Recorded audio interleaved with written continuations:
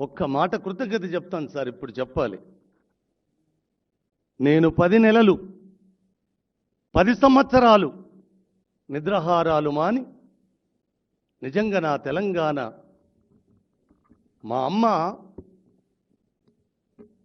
ఒకరి చేతికి నేపథ్యంగా కట్టుబడున్న నేపథ్యం ఎప్పుడు విముక్తం కలుగుతుందా అని కలగన్నప్పుడు నాకు రేవంత్ ఒక్కడే కనబడ్డాడు సార్.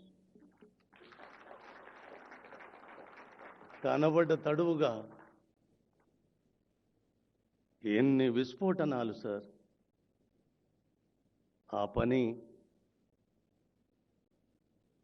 నేను ఒక మనవి చేస్తాను సార్. ఎందుకంటే బరువైన మాటలు, ఒళ్ళంతా వణుకుతుంది నాకు.